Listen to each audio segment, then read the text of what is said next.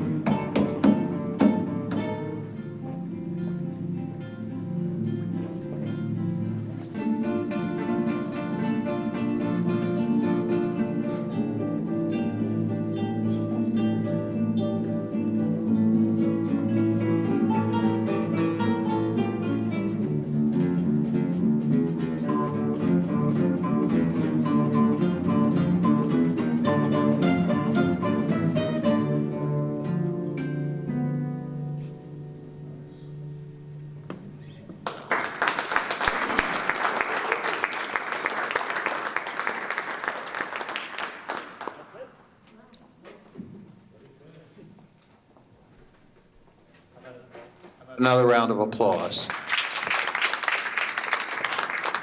Thank you, Mr. Callahan. Thank you, everybody. Just stay put 1 second, all right, if you would. Mr. Reno, if you want to come up and introduce these folks, that would be great. Let me introduce Mr. Reno. He is our Fine Visual Performing Arts Supervisor, works through Dr. Logren's office. He's newer to us, but he's been doing a wonderful job, and I think this is evidence of the hard work of the department, the hard work of the leadership in the department, so I want to give him an opportunity to just talk a bit about this group. Thank you so much. But before I say anything, I want to recognize Mr. Callahan and the High School Guitar Ensemble. Mr. Callahan, can you please introduce the members of the Guitar Ensemble? Just do it into the mic. Oh, sure. So this is Bryce right here. She plays the bass in our guitar ensemble. Okay. This is Peter, Caesar, and Sean. They're on the fourth part. We have Arav, Nitin, and Saish. Okay. Saish, I want to recognize as being selected for the NJMEA Guitar Ensemble, which auditions students from all around the state. So he was one of 19 from New Jersey that made that statewide guitar ensemble. And Saish is a freshman in high school. This is Eric. Eric holds down our second guitar part very well, all by himself. And then we have Yasir and Billy playing guitar one. We have two seniors who are not here with us currently, so let's give those guys a round of applause for playing. They are all third and fourth year guitar ensemble students in the honors guitar ensemble and jazz classical course. We work on this music daily, preparing for performances, and it's just evidence of all the hard work, so I'm really proud of them.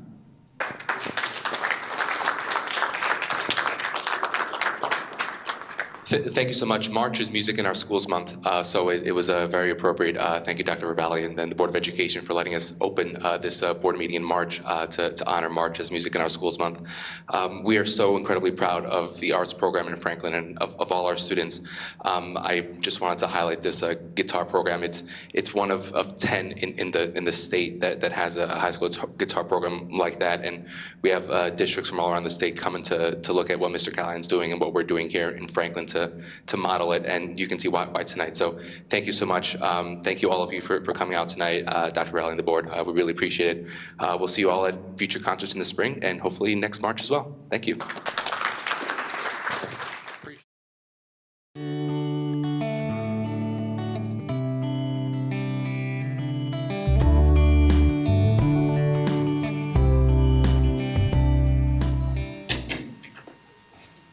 Good evening and welcome to the Franklin Township Board of Education. This is Thursday, March 16th, 2023, and this is our regular meeting.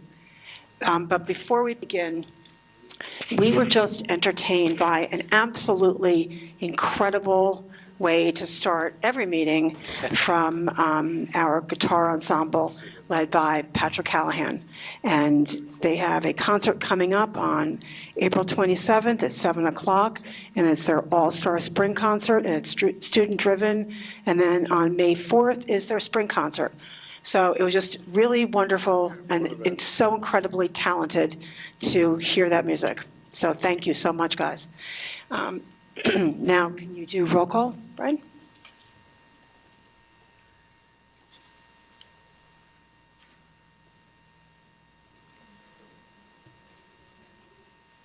Mr. Sy? Mr. Grippo? Present. Dr. Hopkins? Present. Mr. Jackson?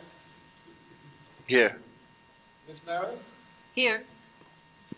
Mr. Shaban? Ms. Singh? Here. Dr. Smith? Here. Ms. LaCourte? Here. And for the record, Sammy Shaban's running a little bit late today. Can you read the Open Public Meetings Act, please, Brian?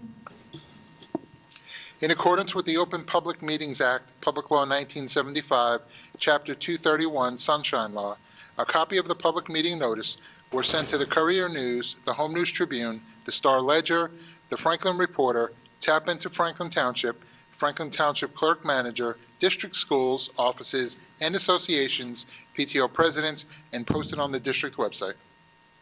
Thank you. Dennis, would you lead us in the pledge, please? Pledge allegiance to the flag of the United States of America and to the republic for which it stands, one nation, under God, indivisible, with liberty and justice for all.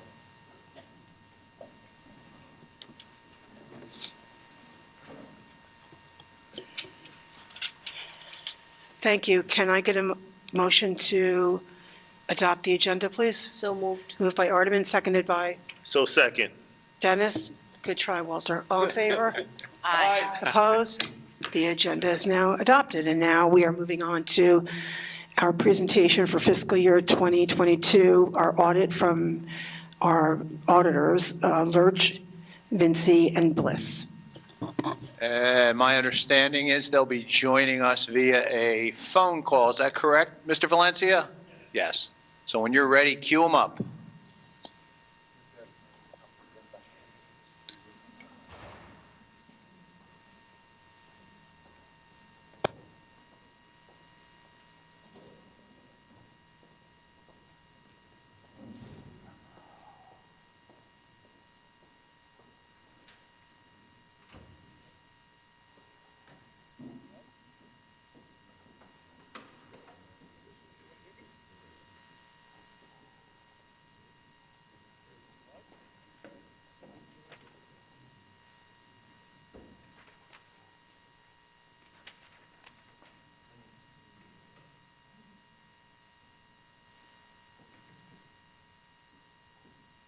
Hello?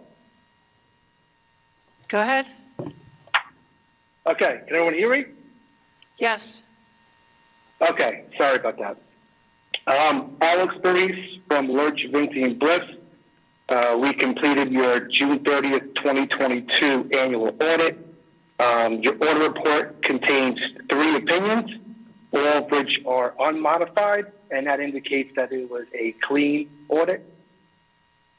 Usually we go over your general fund balance, which is your operating fund. Your fund balance did decrease slightly from the prior year to approximately $25 million, which is made up of legal reserves and unassigned fund balance.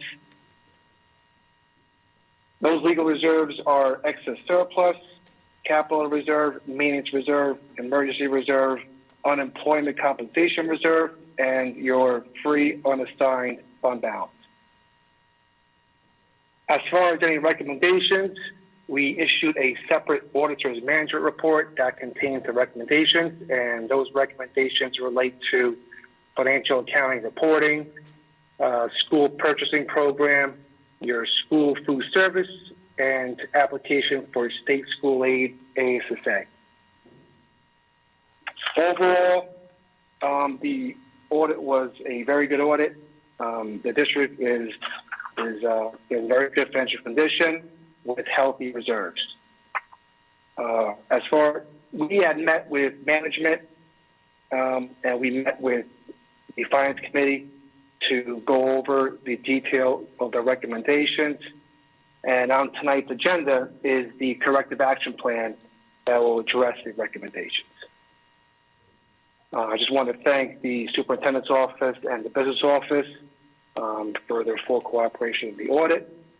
And if there is any questions regarding the financial position or fund balance or any other recommendations, I can take those at this time.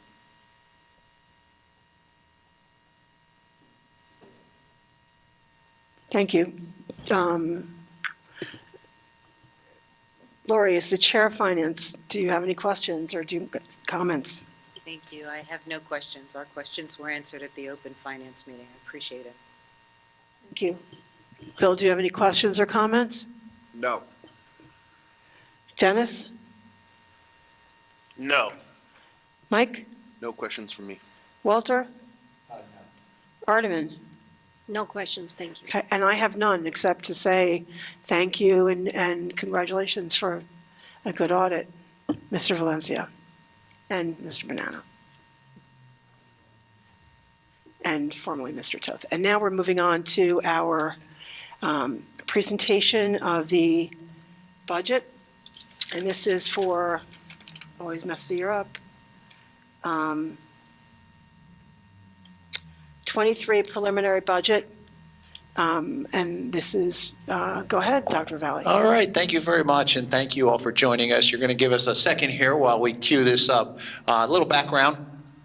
So the board's finance committee last Thursday evening, a week ago, had what we call an open public finance committee meeting.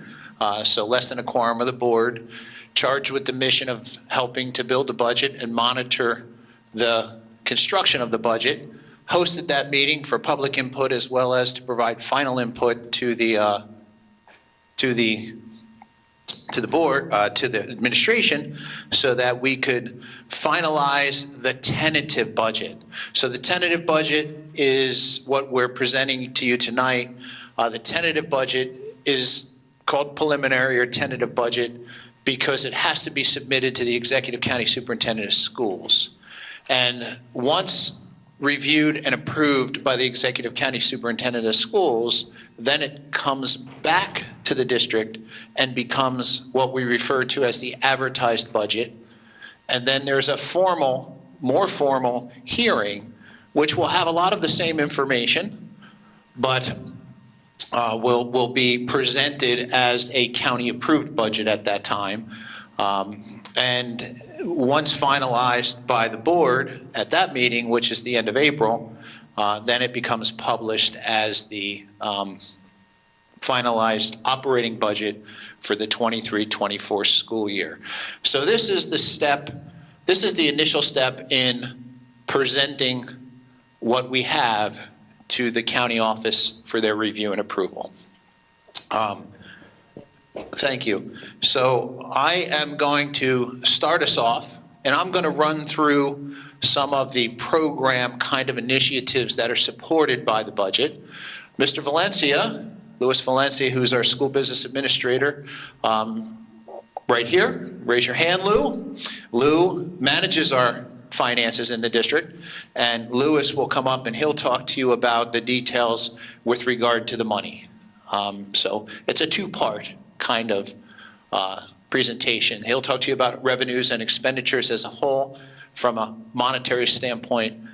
My job is to allow you to understand what we're supporting with this budget, or any kind of major initiatives that perhaps that are new or ongoing or shifting from one expense to another, is what we'll do in the first few slides.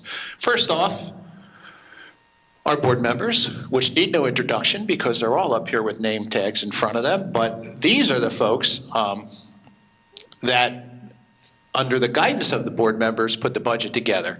So I always talk about these folks and I say, hey, we have, some odd 37 budget managers. Well, these are the folks that I'm referencing, and the finance committee in our meeting last week asked me to include this slide because, this is a major undertaking. This is a big budget, and it's a big school district, and there are lots of folks that help to build it and then help to manage it, and these are some of those key individuals listed for you so that you get a good understanding for the 37 people, including 10 principals and 14 academic content supervisors, that help not only build the budget, but then manage the budget throughout the year.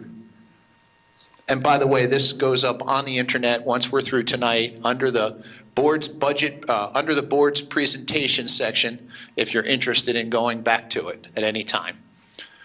The goals for tonight, I'm going to review the calendar with you because I want you to get an understanding for the scope of how long this process takes, and this is not something that just happens in a short amount of time. We're going to talk about budget goals real quick. We're going to receive that final input from the board, and then unfortunately for public that are here, you're going to need to wait till the public comment portion of our meeting if you have questions, but that's okay. So write things down if you have them. And next month, when we have the actual hearing, you'll be able to ask those questions immediately after my presentation. But for tonight, you'll have to hold just for a few minutes until the public comment section of the agenda. We'll review estimated revenues, and we'll tell you what the next steps are, which I've already done. Here's the calendar. I'm not going to painstakingly go through each date, especially since most of them are beyond us, but I wanted to share with you that you can see This starts way back in September. This is not a process, again, that started last week, the week before, the month before, or even a couple months before. This process started way back in September when we've got some direction from the board via a list of goals as to what they wanted us to do as we progressed in building the budget. And then you can see all of the different things that happened. Another major milestone for us comes on the next slide, and that's in this area here, where the central administration, Mr. Valencia, myself, and some of the senior leaders in the district, Mr. Wilson, Dr. Logren, Dr. Sofield, we actually host budget meetings with all of those 37 budget managers and ask them to present the details of their budget so that as we start to bring this together, we can work to prioritize and get it to all fit. So that's a big time for us. And of course, during that time, we're updating the board's finance committee to keep them in the loop. Then the next big date is right here, the governor's state budget address. It's right after the governor's state budget address, 48 hours post the governor's address, that we typically get, and by law have to get, the bigger numbers that affect our budget. And for us, the bigger numbers are things like our state aid, things like how much charter school tuition we're going to have to pay, things like, give me another one, Lou, I'm missing one. State aid, insurances, and the things that come in our download from the state to tell us what we have to make sure we're listing, or what is going to help us to build the budget. And then throughout March, we're hosting these meetings all in time for the Tuesday, April 25th public hearing and adoption of the finalized advertised budget. So you can see we're at the tail end of the process, and most of the work took place starting in September. The goals. These are the goals that I referenced. These are the board's goals. The board gives us these marching orders. They want us to support district initiatives that ensure physical and mental well-being and safety of students. They want us to support high-quality professional development and staff opportunity for growth while supporting recruitment of diverse and high-quality workforce. They want us to support program development consistent with the board-approved strategic plan, which we're still working on, but we have a former strategic plan, so we're still utilizing that because obviously there were some gaps in that due to the pandemic. And they want us to address learning gaps, learning recovery, acceleration. They want us to continue our efforts to reach goals established by our district equity plan. And you can see that they tie to the board's goals that are listed on your regular agenda, and we list every month on our agenda, and you can see how they connect those budget goals to the Board of Education main goals that, again, are listed on the agenda each and every month. And this is just a second page of those things as well, and we're going to break them down a little further in the next couple minutes. Tonight, so the real challenges in this particular budget, I always like to start off with this slide because never easy to put this together. And like I said, lots of folks work on it. Here are some of the challenges that we had in this particular budget. So for those that have been here in the past, you've heard us use the term ESSER. That's the Federal Relief and Recovery Fund that districts were awarded money for to help do some of the things that we've been doing, address learning gaps and those types of things, learning loss, so forth and so on.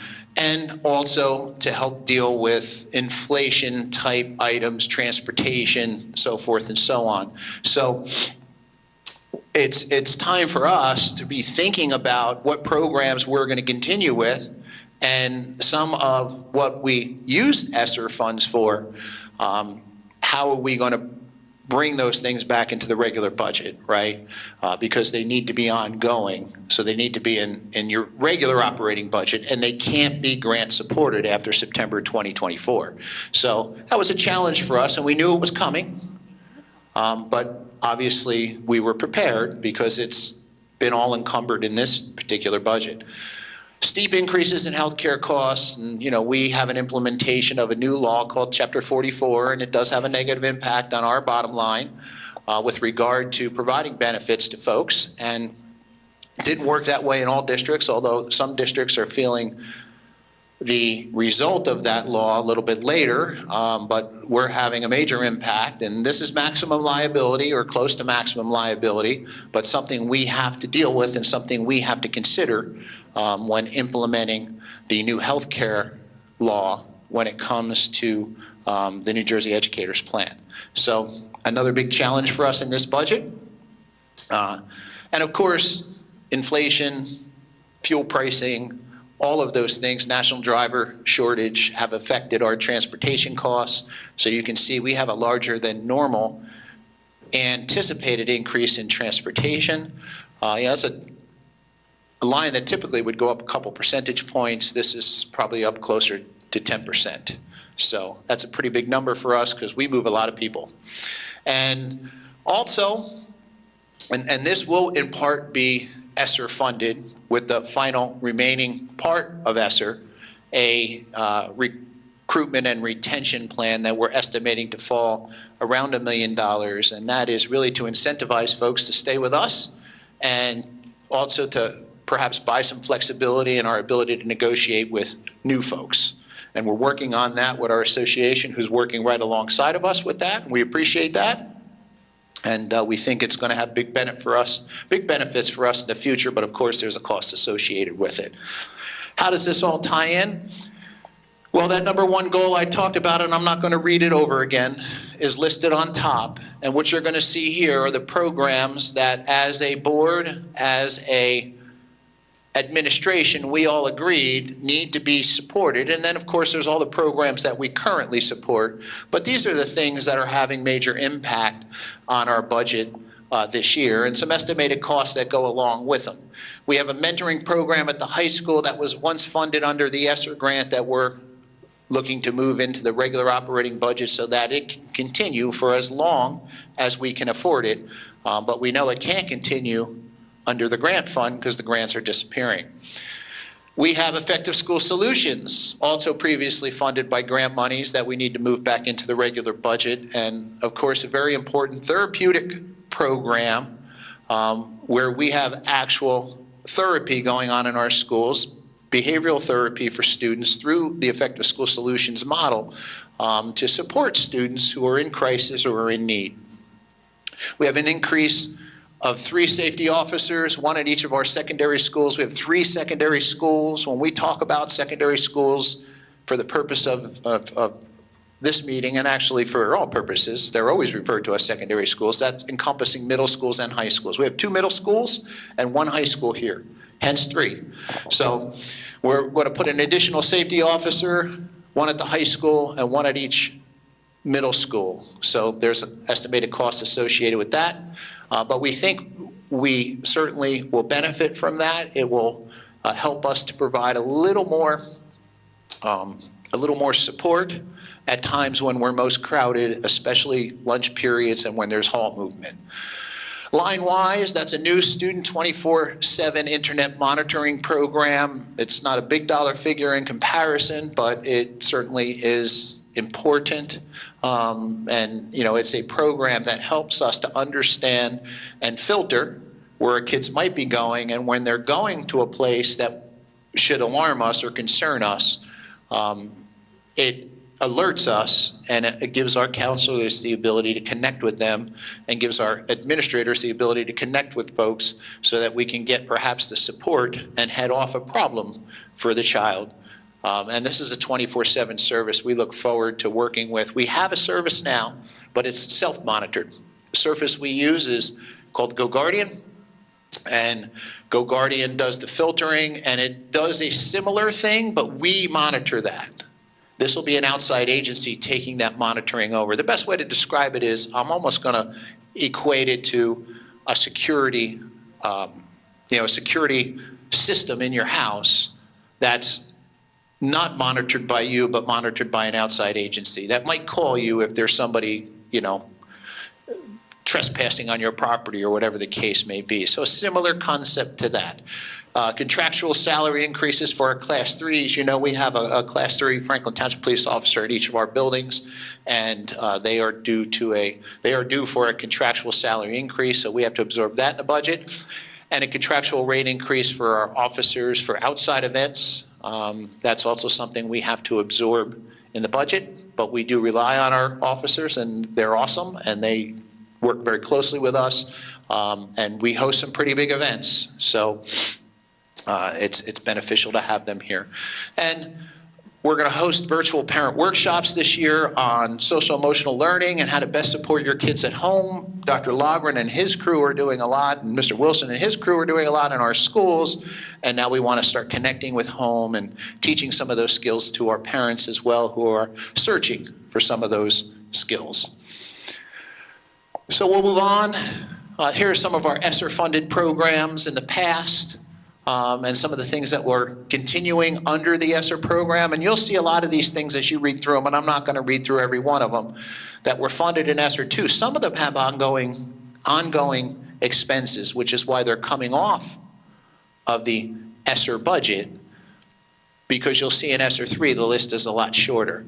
ESSER 2, the funding for ESSER 2 programs ends this September, so September 23. Programs funded under ESSER 3 end September 2024. So anything on this list will no longer be eligible for funding after September 30, 2024. So you can see a lot of these things are really addressing specific needs at the time. Some things on this list, however, transportation cost increase about 2/3 of the way down, technology, equipment, and licenses, assessment stuff. Some of this had to come back into our regular operating budget and off of this budget because this ends this September. But we don't anticipate really a heavy reliance on bringing anything else back in because a lot of this will be money spent toward programs that will also disappear at the time that the funds disappear. So again, you can certainly review this list in more detail on the presentation that'll be posted. Here's another budget goal, professional development. I mentioned that and how it ties to our board goals. And you'll see kind of two separate headings here, right? You'll see three things under PD, professional development, accelerated learning, PD in all content areas. You know, how do we catch kids up, right? Teaching our teachers how to prioritize standards and how to catch kids up. Wharton Gillingham, PD, it's a multi-sensory reading instructional program that is really research-based, and we've got a lot of our teachers trained already, and we want to train the balance of them because it's helped us significantly to grow achievement in that area, and we want to continue with that and continue training folks as they join the district, and for those that haven't had the opportunity, we want to get that in front of them. Restorative practices, for those of you that are not familiar with restorative practices, you know, there's a punitive side to disciplining students, and there's also the restorative side, right? They work hand in hand, and research has showed us that, and you know, just suspending a child isn't going to alter the behavior. Suspending a child and teaching the child what they did wrong, and then also teaching children how to do things like resolve conflict and how to be in healthy relationships. Those are all the kinds of things that we're now doing, and we're training our folks in restorative practices. So for those of you that might be parents, at least in our district, you'll be getting phone calls, and you've already gotten them because we're doing it now. Especially in our elementary schools, you'll be getting phone calls from our principals, where our principals will be talking about a restorative circle and, you know, resolving a conflict with, you know, parent permission to put kids in a restorative circle and learn how to address the issue that's on the table in a very productive way. Right? Conflict mediation type training. So our teachers are being trained on how to do that because there's a science behind it. The second part of that is really speaking to high quality workforce and recruitment, monetary incentives to promote educator retention, monetary incentives to assist with teacher recruitment, and additional tuition reimbursement for educators to not only incentivize folks to come here and stay here, but also speaking to the professional development end of things, right? Getting a better understanding for content and how to teach content. So all of those things are included and supported in the budget.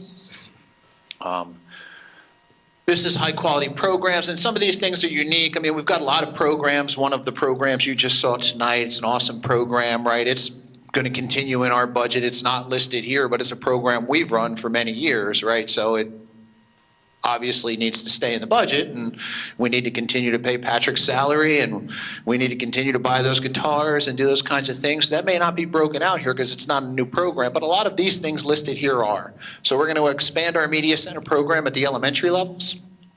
We currently have 8 Media Center specialists throughout the district. Is that right, Dan? And we're looking for adding 1 more to the elementary level because we do have a couple of our smaller elementary sharing Media Center specialists, which become very difficult for scheduling and doesn't give a lot of time in the Media Center beyond the scheduled time. And we want to give kids that opportunity to become more familiar with the Media Center and access it at times other than just when they're meeting with the teacher. And to do that, you know, we've been building slowly toward it. And this will give us 1 more at the elementary level, and if we can get 1 more in the future, we'll be pretty close to whole, meaning we won't have to share those folks anymore. And that's what we're really working toward and have been working toward for a couple of years now. Expanded the FMS TV production program. So we have 1 teacher who's teaching. We got a phenomenal high school program that we've had for many years. We introduced it at the middle school level a couple of years back. 2 years ago, last year. And we want to now expand so that we're not cutting the number of sections, but we're adding to the number of sections and putting 1 TV production teacher in each of our 2 middle schools. Because right now we share, so that means that's a limited resource and there's only so many teaching periods a teacher can teach in a week. This will double that and help to cover the demand. It's a very popular program, and a lot of it has to do with the success of the program at the high school and beyond. We've got a lot of kids that go on to study at Montclair and some of the other more popular programs in the state at the college level coming right out of our program. And it's also a CTE program for us, meaning kids get credentialed coming out of high school. So this will help us expand there. At the middle and the alternative, the middle school and the alternative program that we run out of the HSC campus, we're adding a trade sampling program. Kids rotate through very career-oriented kind of construction-type programs. They gain experiences in wiring, electric, framing, flooring, and all the wonderful things you see happening in town here every day by a lot of folks, because I know a lot of folks are doing that kind of work, and our kids are getting some sampling and some training in those programs from people who actually work in the field, and they're working alongside of our teachers to provide that. Development of a CTE program in business marketing. We've got a couple at the high school. We want to keep expanding our program, and this will be a new program for us. It'll be a business marketing career technical education program where kids will gain marketing experience, work in the marketing industry after school, and I mean, can certainly go on to college. Not that they couldn't go on to college, but you know, they will gain valuable job experience as well that will prepare them and make them skillful enough to be marketable after graduating high school as well. So that'll be our first business CTE program. Correct me if I'm wrong, Dr. Lager. We're adding a volleyball team, interscholastic volleyball team at the high school, very popular program amongst the other schools in our conference.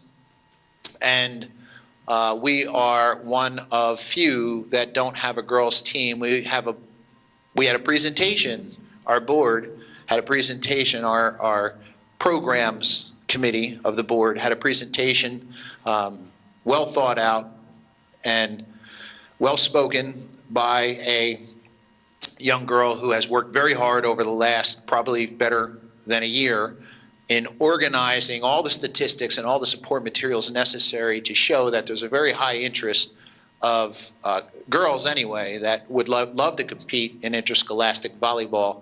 And so we made room in this budget to make sure it's something we can include. And we did. And then on the elementary side, we've got a couple of online tutorial programs that we're putting in place, an online STEM tutorial program we're putting in place, and those are all to support students during after-school hours. We have a digital content world languages program. You probably realize and probably have read about the severe shortage of world languages teachers. We're not exempt from that, by the way. We're struggling, like many districts, struggling in finding world languages teachers. They're not graduating the colleges, meaning we don't have the opportunity to hire them. So we've got vacancies. We've got a lot of folks working extra periods, but this will help our folks to really deliver high-quality content in a very quick turnaround time, especially for newer teachers and for some teachers who at the elementary level are able to do it, but may be covering. So it will provide them the opportunity to really deliver the kind of program we're after. So we've bought into this. And we piloted it this year, and it's worked out very well. So, and an ever-growing population in our district, as well as a lot of districts, is the ESL, English Second Language population, language learners, as we call them, and our bilingual population. And we have the need to expand our program at the elementary and secondary level, our ESL program, by 2 additional teachers. And that's cost associated with doing that in order to meet the requirements of providing support and programming for those students. Here is some costs associated with ensuring that we're meeting the district's approved equity plan, the implementation of the AP African American Studies course, the Honors Race, Gender, and Equity course, and Race, Gender, and Equity courses to fulfill the BOE graduate requirement. So we added an additional requirement to our policy several years back for the current or next year's juniors, which would be, they'll be juniors next year. So by the time they're seniors, they have to take credits in, whoops, I got a little ahead of myself there. They have to take credits in the equivalent to a course such as Race, Gender, and Equity.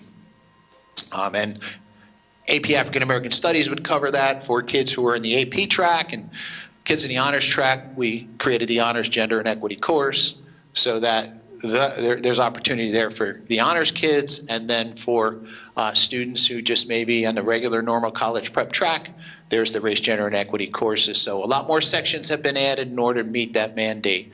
We've got equity training and coaching continuing. We've got a membership in the New Jersey Network of Superintendents, and that's not a superintendent membership, that's a district membership. So what that actually, Dr. Logren, myself, and other various members of the district go to this professional learning network, and we present on programs we're running while we're listening to other folks present on programs they're running. We do school visits. Dr. Logren is going to do a visit with Mr. Plummer, Winslow Township, I believe, Salem, provide them some feedback. They came to us about a month or 2 ago and spoke with our kids, and we have a big thing going on in our district with an initiative to improve the school belonging and teacher-student relationship, and we talked about some of the strategies that we've been implementing, and there was a high interest in that, and they wanted to talk with our kids about that, so our kids gave them feedback. So that's really a professional learning network. Comes at a small cost, but we get a lot out of that. And then we also partner with Equal Opportunity Schools.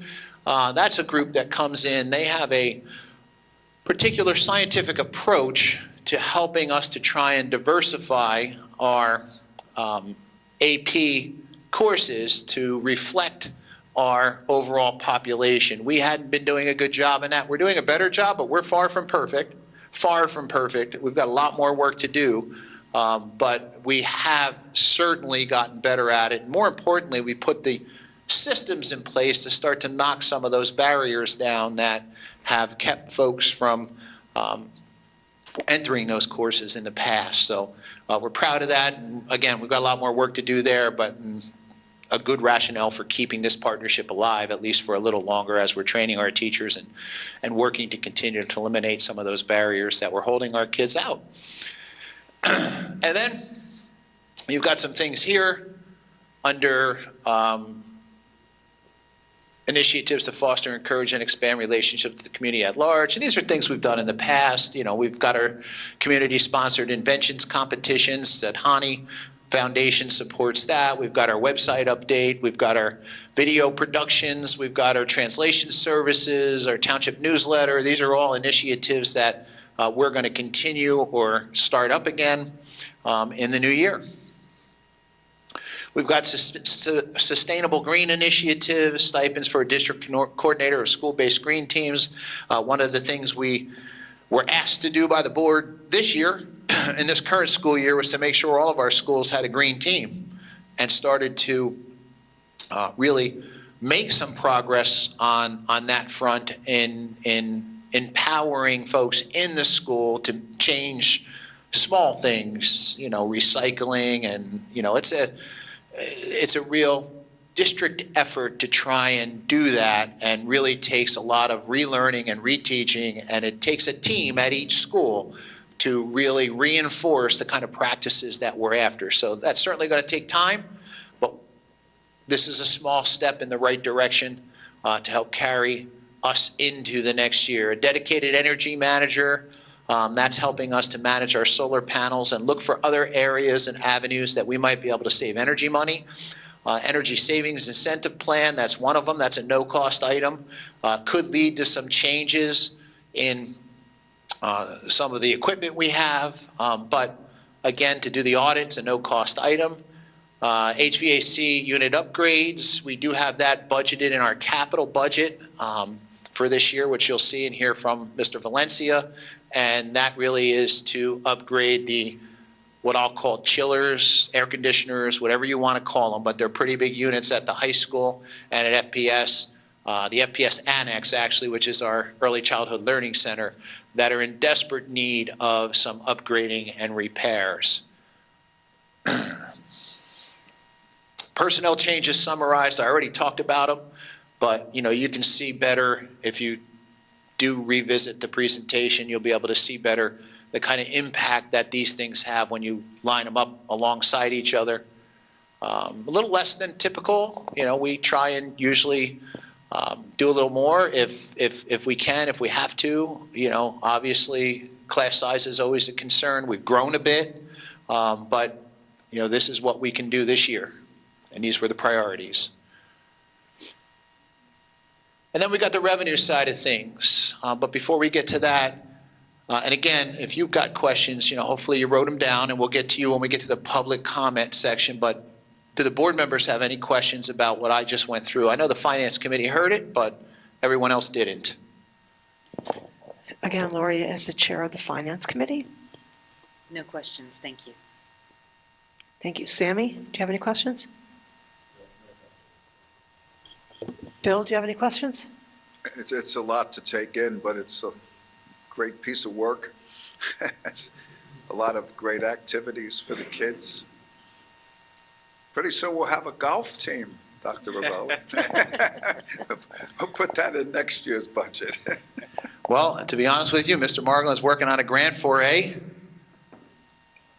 What was that? girls flag football team. I think is the next big thing that the interscholastic state program is working on. So Mr. Marglin's, Volleyball is really big. we're excited about that. Yeah, and lacrosse is big too, but you got to have the interest. Yeah. Walter, do you have any questions?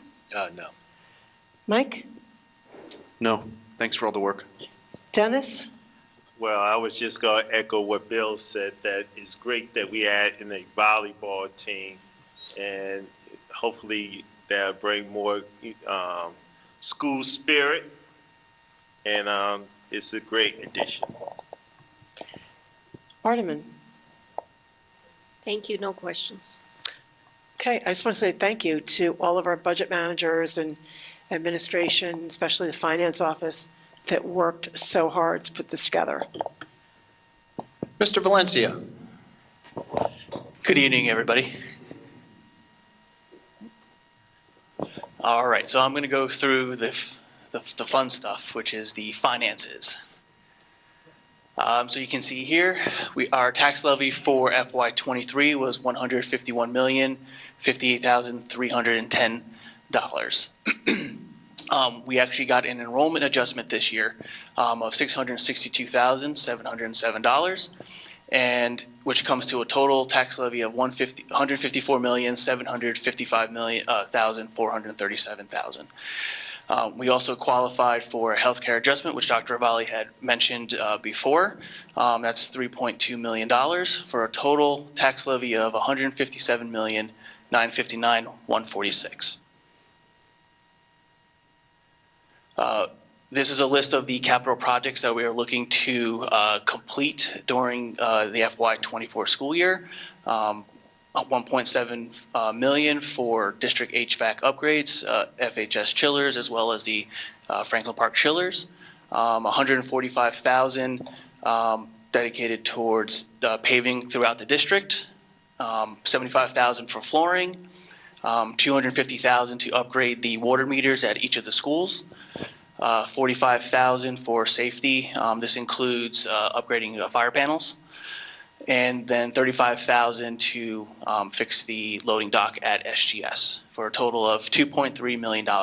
Now, each of these projects here have to be included in our long-range facility plan. So all of these are eligible using our capital reserve money. Capital reserve money is money that we're able to kind of put away at the end of the year if we have any extra money to complete any projects to help maintain the buildings. All right, so now this is a comparison of FY23 and what our estimated revenues are for FY24 in our upcoming budget. As I went over before, our FY23 tax levy was $151,058,310. Our estimated tax levy for the FY24 year is $157,959,146. Which is an increase of $6.9 million, and you'll see the percentage there of 4.5. The reason why we're allowed to go a little bit above the 2% cap is because of the adjustments. The state allows that. So we have our fund balance of $2.4 million. What we use this for is to kind of help maintain balance. You'll see that we're able to actually drop it down a little bit to $1.5 million, which is good for the district. Means we're less reliant on prior year funds. Tuition, we're flat. Interest on the reserves is our capital reserve, maintenance reserve, and emergency reserve. We're anticipating $2,000 in interest. This year, we're pulling out $2.3 million versus $3.8. We're bringing out a little bit less just because it was a little bit of a tighter budget this year. Miscellaneous revenue, $500,000 in FY23. $750,000 this year, up a little bit because interest rates are up, so we're anticipating higher interest from our accounts. So our total local revenue from FY23, $157,868,524, up to $162,588,971, which is $4,720,447, or 2.9%. Next, we're looking at our state aid. We actually got a pretty nice increase this year of $5.8 million. This includes increase in equalization aid, security, special ed, transportation. As Dr. Ravalli had went over before, we've seen huge increases in transportation and a couple in security. So we were lucky enough to get a little bit extra from the state. Extraordinary aid, we are flat there. Semi-aid, $343,327 to $395,922. A little bit of an increase there, 15.3%, which brings our total operating revenue to $24,002,066, or an increase of 5.9, $36,898. Next is our special revenue.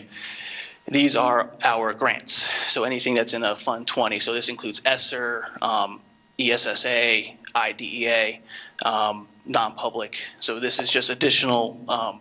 It doesn't affect our operating. This is money that we get in that we spend for those particular items. excuse me.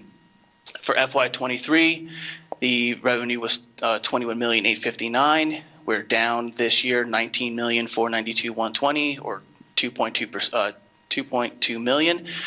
Remember, we're becoming less reliant on ESSER money, so that's why you're seeing such a huge drop, because we brought all that back into the budget. Then we have our debt service. For FY23, it was $8,778,784, and we're down to $7,861,005, or down $217,779. That will be part of the tax levy. So our total revenues here, we can see that we're up $8.2 million, $213,944,162, or 4%. And then next steps. Thank you, sir. Appreciate it. I forgot the clicker. So what we are not able to do until we get the certified valuation, which Mr. Valencia checked today, and we don't have it yet, is we can't give you a tax rate because we need the total township valuation for that in a certified format. And of course, they'll give us an average home value as well. So by the April presentation, we'll have a slide in here that will also speak to that once we have those rates certified. But again, this is an increase in levy similar to pre-pandemic increase. I think in 2018 we had a similar increase in levy. So the impact will be dependent upon the valuation and what the actual average home becomes, if we're going to go average home to average home. So, but we did have a similar increase, if I'm not mistaken, right, Lou, in 2018? Yeah, so about a similar percentage and a similar dollar figure back pre-pandemic. And of course, that makes sense, right? Because we became, like many, somewhat dependent on those ESSER funds in the uncertain years of the pandemic. But now we're coming off of that and becoming more reliant on operating budget again. So we should stabilize after this year as well. Anyway, next steps, present a balanced preliminary budget to the board for approval on Thursday, March 16th. That's tonight. This is, again, a tentative budget. It could change. It could change. What I mean by that is once the county gets a hold of it, the executive county superintendent and the executive county business administrator will go through it, and they do scrutinize non-instructional lines. So they can't tell a board where to spend their money, so to speak, on instructional programs, but they will look at things that they will look at regional averages, square footages of buildings, and look at maintenance expenses and those kinds of non-instructional things. And they could ask for adjustments there. That hasn't historically happened, but one never knows. That's why this is called a preliminary or tentative budget.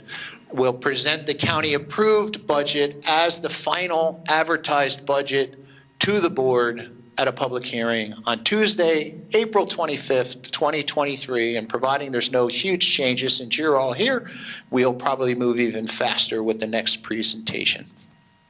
And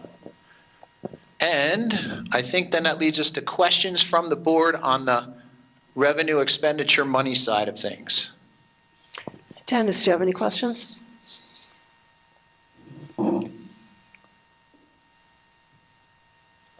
That's okay. No one ever listens to me. No question asked this time. Mike? No, thank you. Walter? No questions. Bill? Happy we got more money for the state. And it's always a nice feeling, but they also gave us bigger bills. Sammy? No, thank you. Lori? No, but thank you, Liz, for such a clear presentation of all the different funds. I appreciate it. Ardeman? Thank you, no questions. And I'm going to echo Lori, thank you so much. That was a fantastic presentation on the money. So now can I get a motion to, actually, no, we are moving on to our superintendent's report. And I chose to just thank Louis, thank the 37 budget managers and everyone else who, the board's finance committee, the board as a whole. It's yeoman's work to put this together. It's, again, not an easy task. It's a lot, and there's a lot at stake.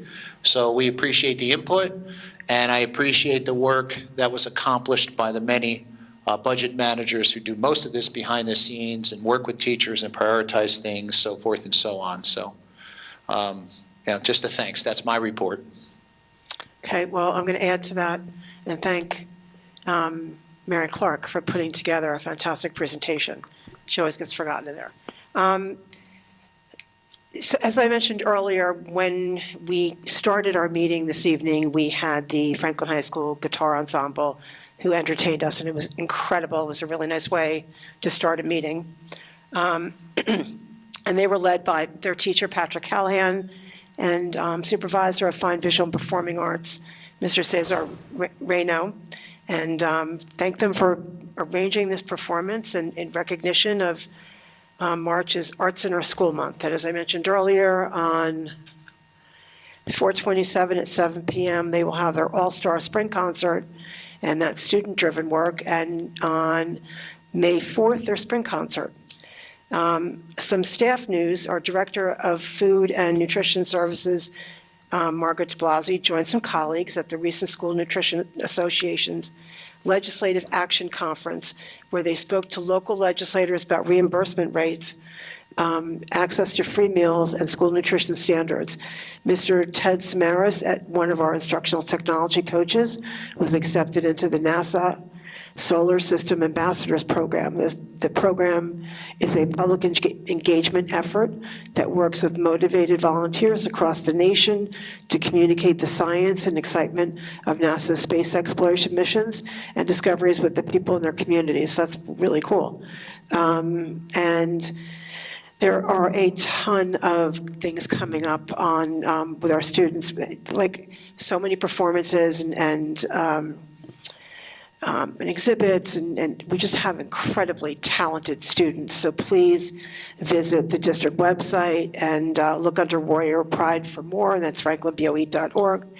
And in closing of my report, I would like to ask for a moment of silence to recognize the passing and celebrate the life of Helen McKenzie, who started her tenure in Franklin Township Public Schools in 1969 and opened her students' eyes to the magic of words until her retirement in 1990. She was 97 years old when she passed away last month. Her family mentioned in her obituary that she amazingly remembered every child she taught over the years. I'm sure there are many students who remembered her, as well as author Amy E. Herman, who dedicated her book, Smart, to Mrs. McKenzie. And also the father of the president of the Franklin Township Booster Club, Marissa Gallagher, her father, Dan DeMara, passed away on Sunday. So please join me in a moment of silence for both of them, please.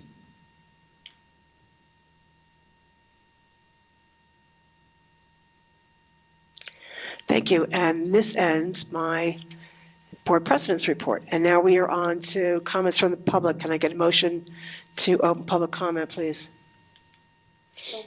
Moved by Second. Aardman, seconded by So second. Dennis. All in favor? Aye. Opposed? Public comment on agenda items is now open. 5 minutes per speaker. Please state your name and address at the microphone.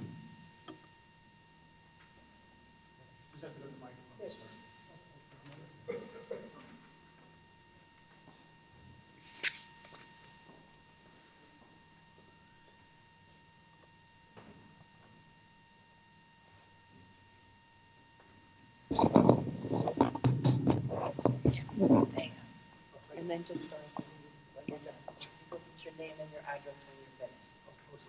Yeah. Oh, hi, can you hear me?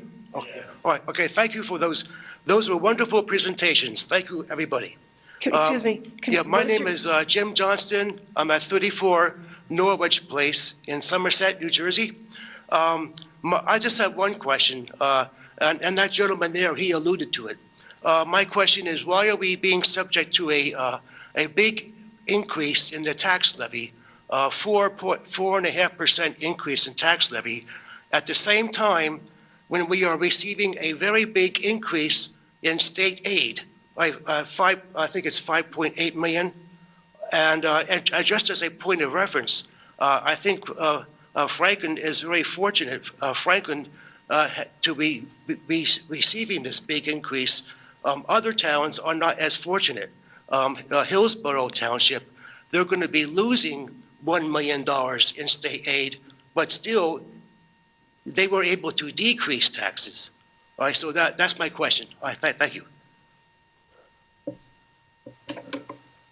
Thank you. Is there anyone else from the public with any questions?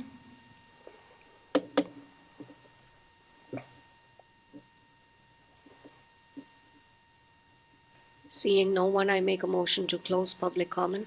Motion to close public comment by Ardeman, seconded by Second. Walter. All in favor? Opposed? Public comment on agenda items is now closed. John, would you like to address?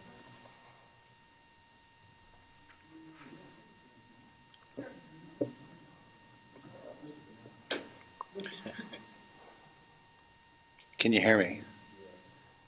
So, yes, we were fortunate to receive some additional state aid. Last year, we were cut, only by a little bit, but remember, and I can only speak for my experience and my years, it's been, flat, either flat or cut. We've not received many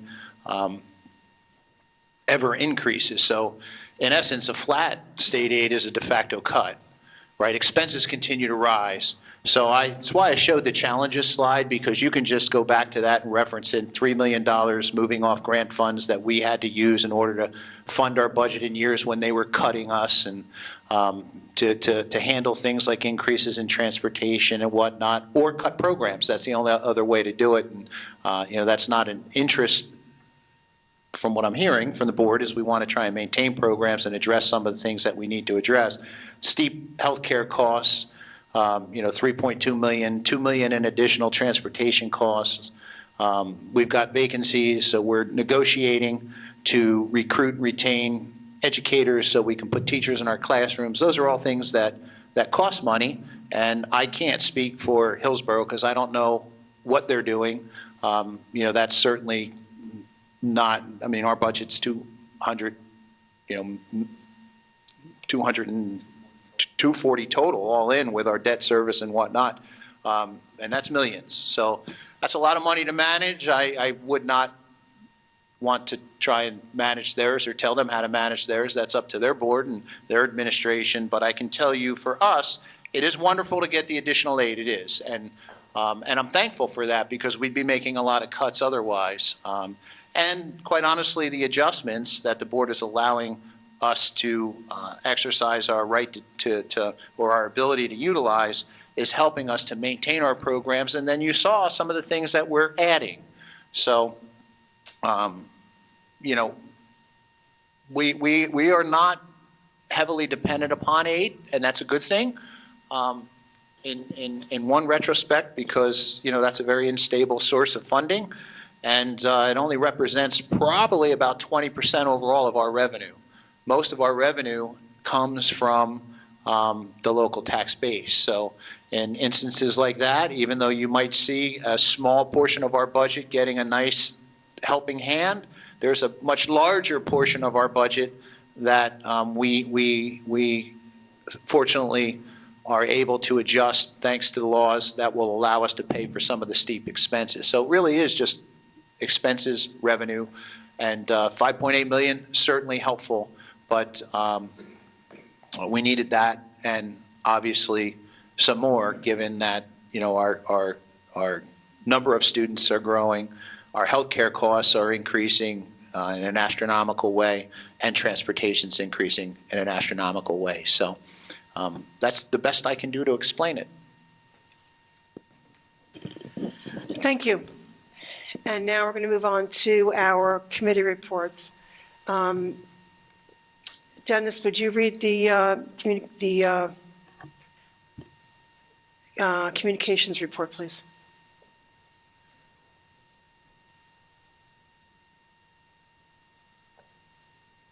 All right. With the communication committee, those who was present with Nishida Desani, myself, Dr. Dennis Hopkins, Dr. Michael Smith, Dr. John Rivali, Nancy LaCourte, and Mary Clark.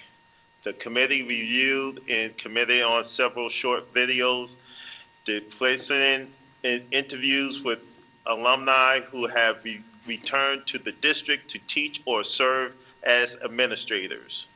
The committee provided valuable feedback on how these videos might be used and made suggestions on the creation of other videos to be used for recruitment purposes.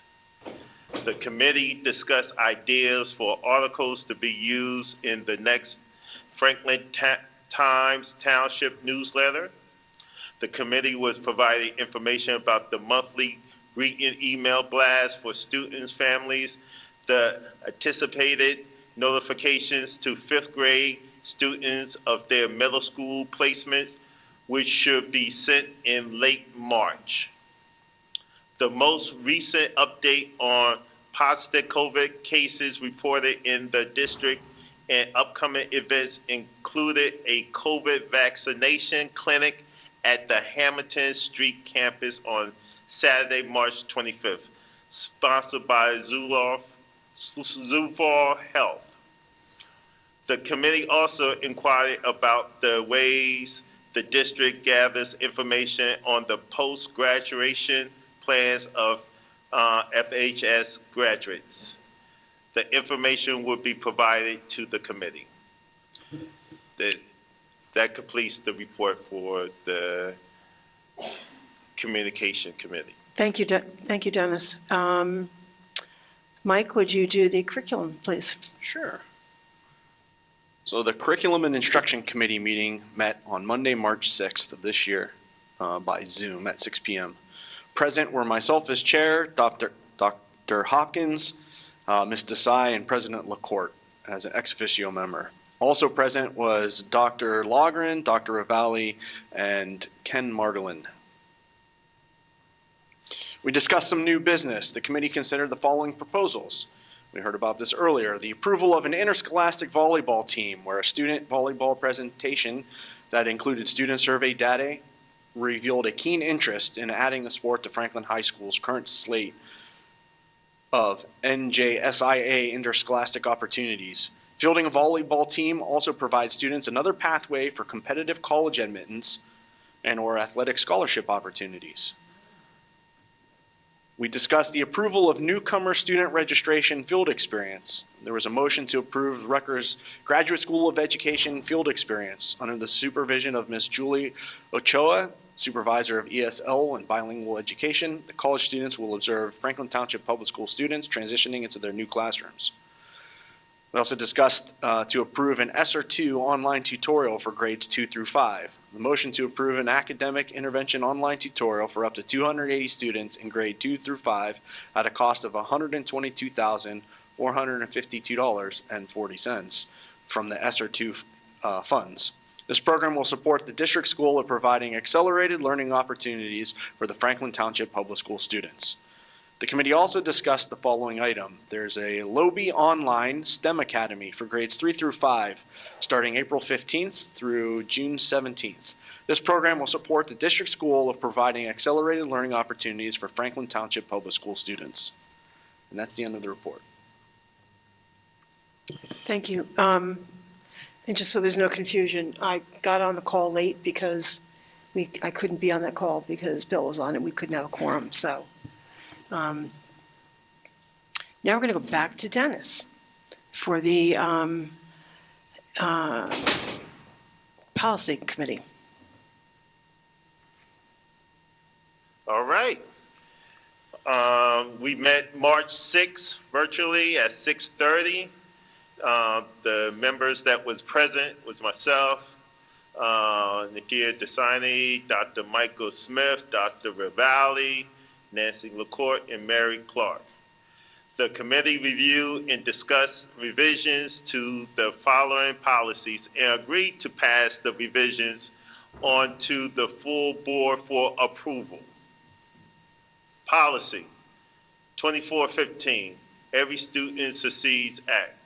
The policy now includes reference to the new Title I Parent Engagement District and school-based policies which were adopted by the board earlier this year. Policy 3233, political activities. The policy which pertains to the partisan political activities of certified staff members while on board grounds on or during school time was revised to change the term chosen freeholders to county commissioners. Policy 8330, student records. The revision to this policy reflect changes to administrative code sections and language updates pertaining to recruitment by special interest groups.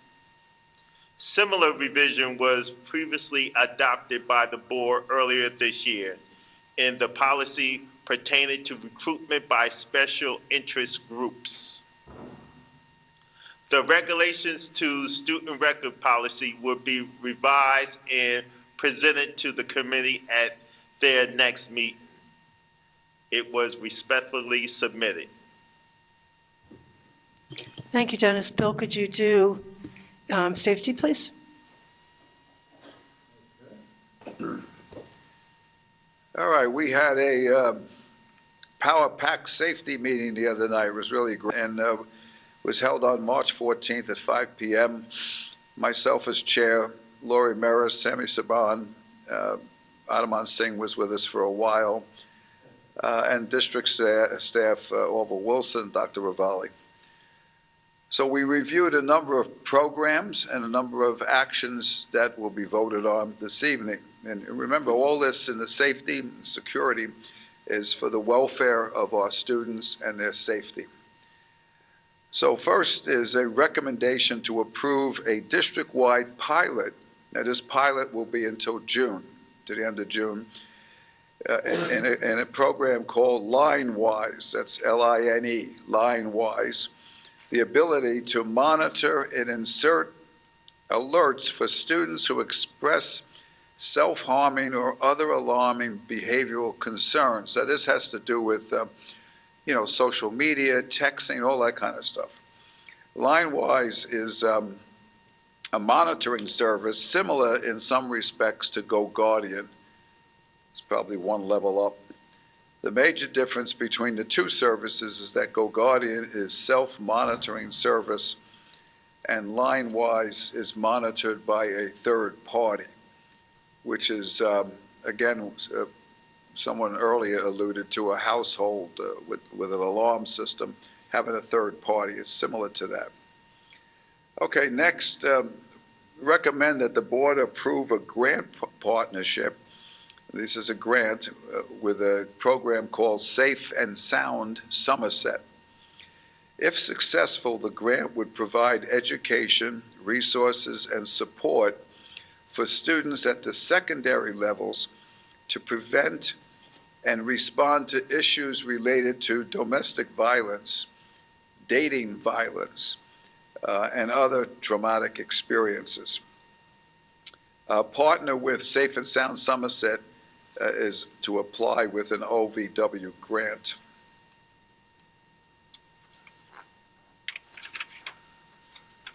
Got a lot done at this meeting. The committee also discussed the following items.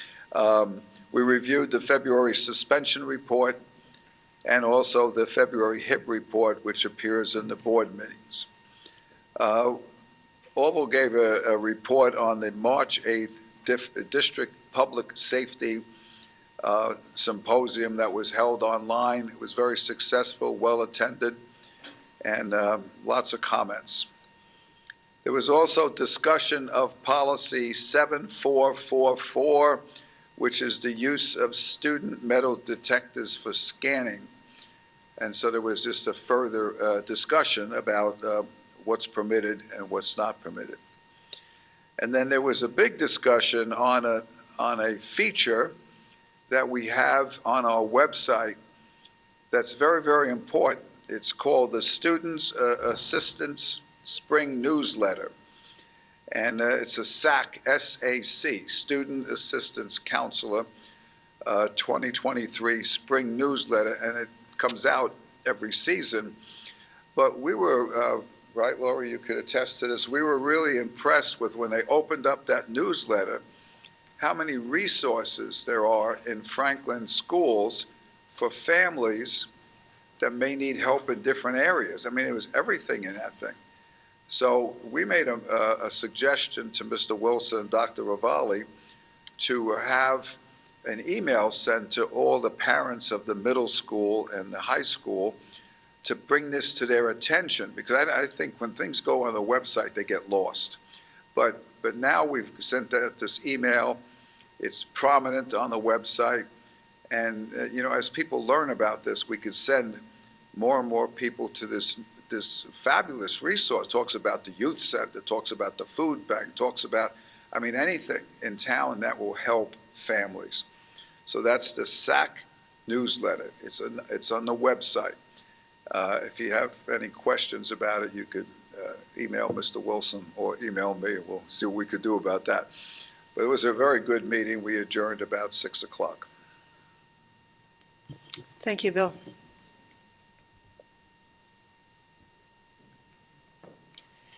And now we're on to our new business. Does anyone have? Oh, I'm sorry, Sammy, totally forgot, facilities.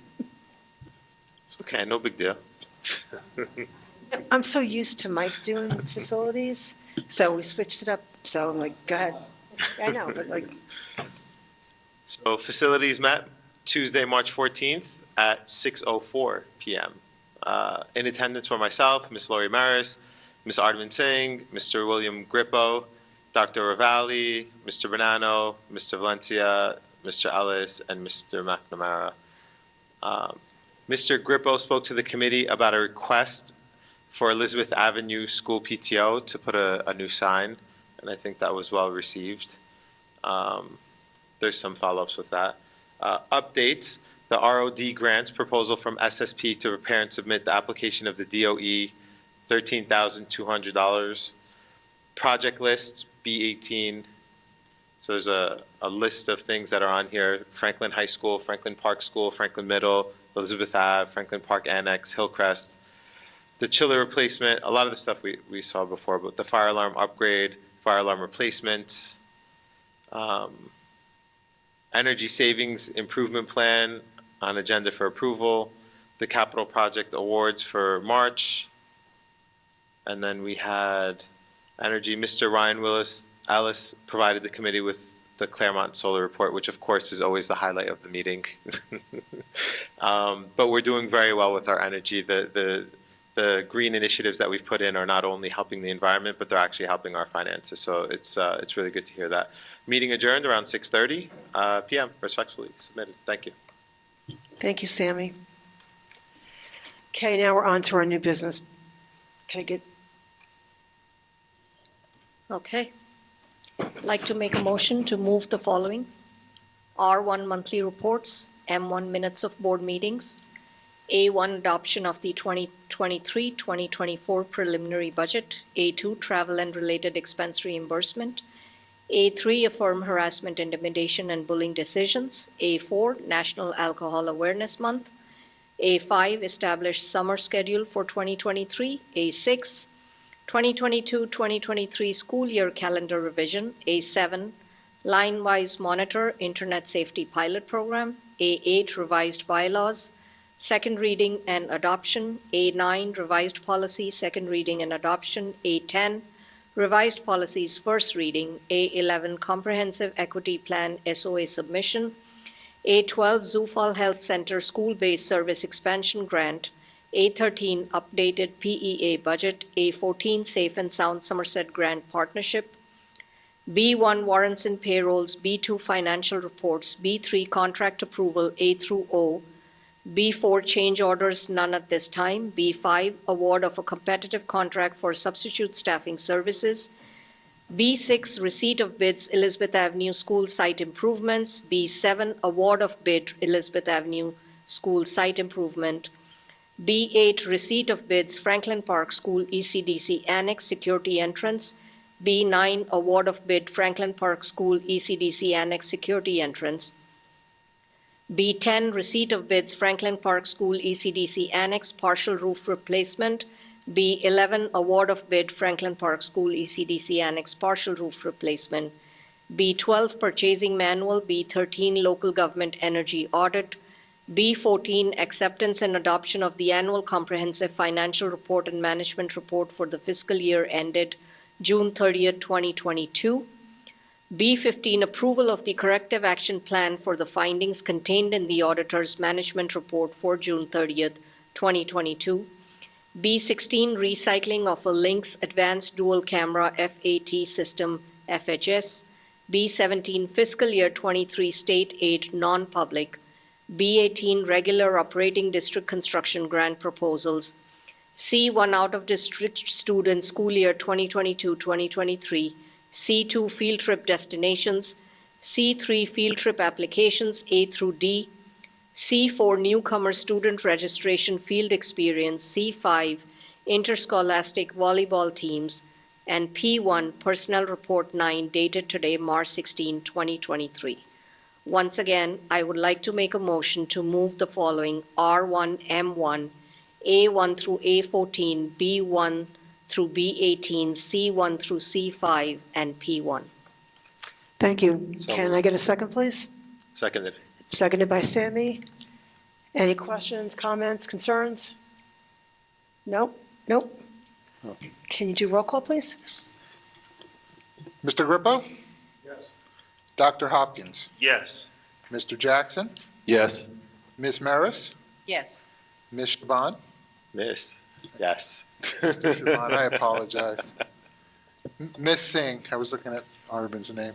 Yes. Dr. Smith? For C1, I will have to abstain from the first and the last student, just to avoid a possible conflict of interest. But for everything else, yes. And Ms. LaCourte? Yes. Okay, motion carries. And now we are on to our comments from the public on any topic. Can I get a motion to open public comment? So moved. Moved by Aardman, seconded by Mike, all in favor? Aye. Opposed? Public comment on any topic is now open. If you so choose, come up to the microphone and state your name and address.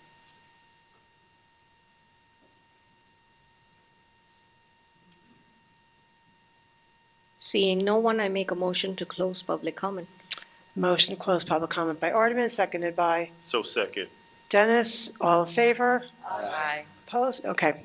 Public comment on any item is now closed, and now we're on to good of the order. Bill, do you have anything? For good of the order? I'm good. I'm like, it's like never happened. Bill has a microphone and turned it down. Lori, do you have anything? I do not, thank you. Sammy? Yeah, just a few things. I want to make a shout out to my neighbor, Maya Patel, who actually was the one behind the volleyball. And so, she came to me, she asked some advice, but she was really like intent on doing it. She had a mission. She wanted, and these are girls that when I look outside, they're literally my next door neighbor. They're playing volleyball. They're hardcore volleyball guys. Her and her sister Gia are out there playing. So I'm so happy to see that the budget allowed for it. And as to the budget, I know the gentleman left, but one of the things that I think the budget's going to allow is for late busing.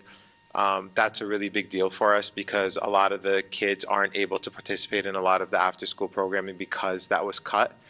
And so having that availability, I know we're always cost conscious, but we have to be more conscious of our children and giving them the right experience. And so including the right thing. So the gentleman unfortunately left, but that would be part of my answer is that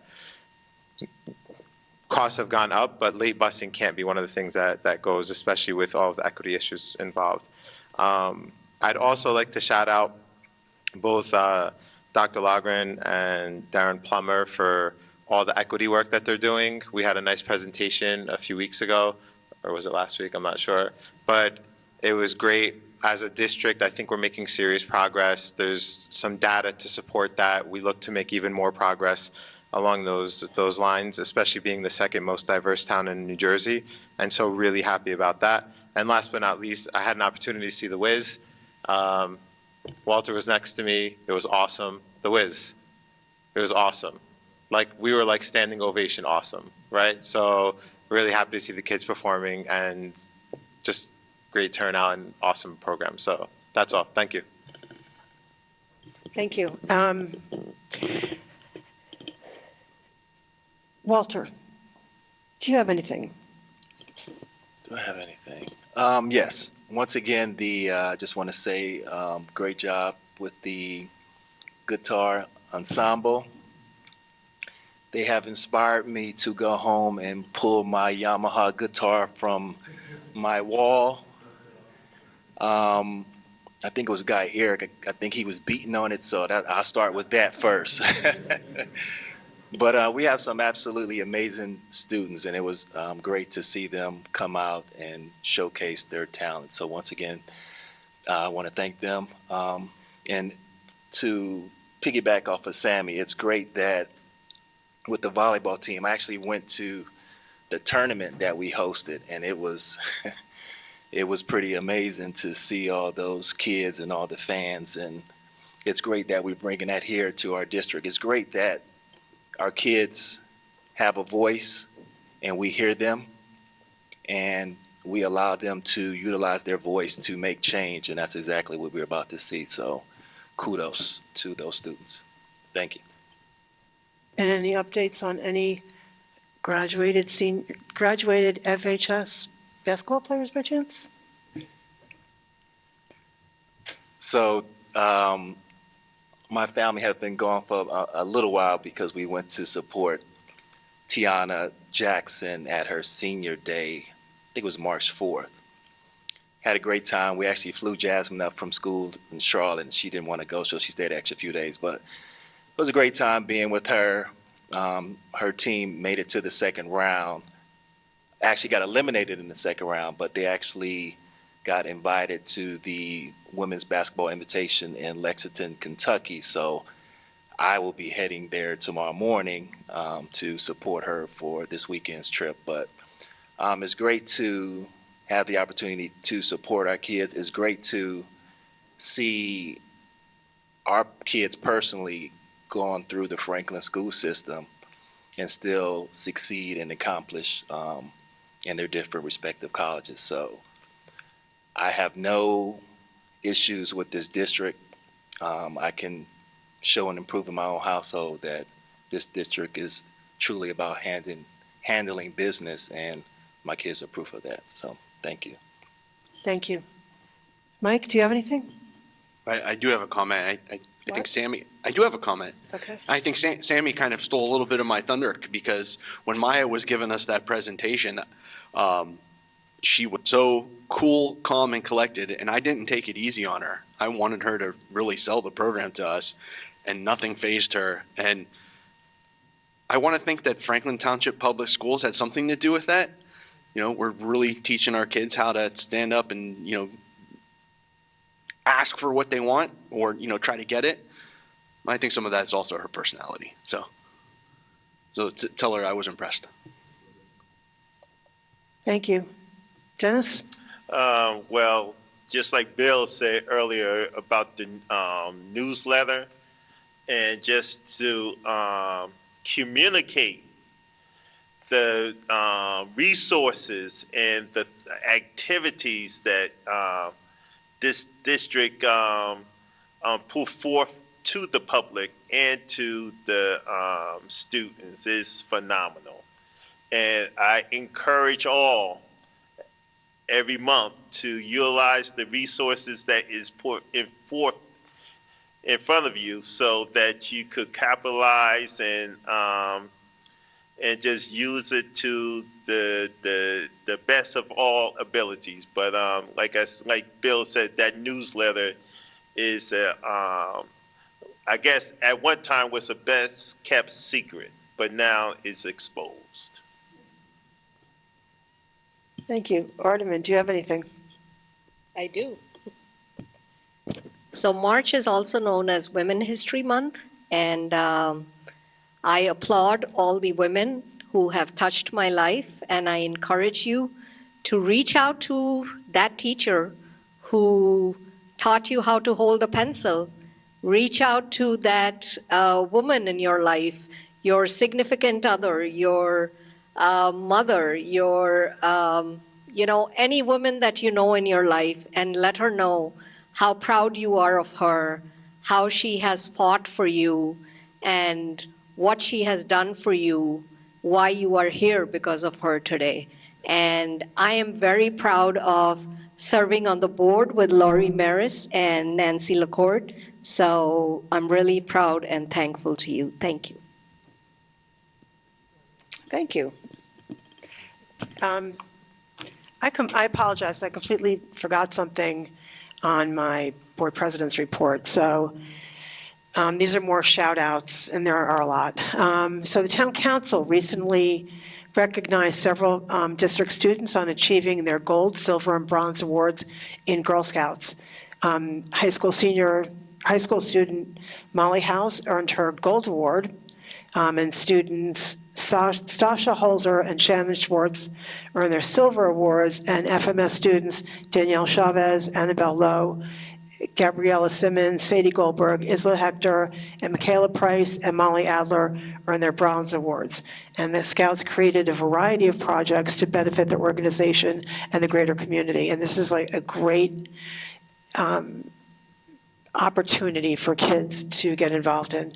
And to our student, Jordana Gutierrez Perez, who was the recent recipient of the Unsung Heroes Award from the Somerset County School Boards Association, which was 2 weeks ago, and we couldn't attend because we had our mid-year review. So luckily, Dr. Logren attended for us. With respect to the volleyball presentation, there's no presentation that's better than when it comes from a student, because you could tell they've done their homework. It was a fantastic presentation, and it actually pays off, right? When we've had other presentations like that from students that have, and they have all the data behind something, so it's just really cool. And they are going to be the leaders, going forward. So Sammy, I also sat next to Mike at the Wiz, but it was on a different night. And it was an amazing play. And Descendants at the high school is coming up, which is any performance put on by Franklin Township Public Schools is just unbelievable. And I'm really looking forward to that. And unfortunately, it's after my grandchildren leave to go back home, so they would have loved it. And to these strong women, yes, Artemin, and yes, Lori, and yes, to all of the women, and Nishita, and Mary, and Jackie, and Katina, and just there's so many strong women that have done so much and stand up, and PJ Parker from the Franklin Reporter and Advocate, that stand up and do so much. But my strong women in my life are my daughters, my stepdaughters, and my granddaughters, because they just give me energy. So, yes, Artemin, stand up for and salute those women, because you wouldn't be here without us. And thank you on the budget. And can I get, what? What? Wait, I didn't hear what you said. He's going to want more time if you keep it up. Oh, no, your time's up. So check out the website, franklinboe.org, because there are a lot of events coming up besides the Descendants and besides all these other things. So please visit them. And can I get a motion to adjourn? I'll make a motion to adjourn the meeting. Moved by Dennis, seconded by Artemin. All in favor? Aye. Have a lovely evening. We're adjourned.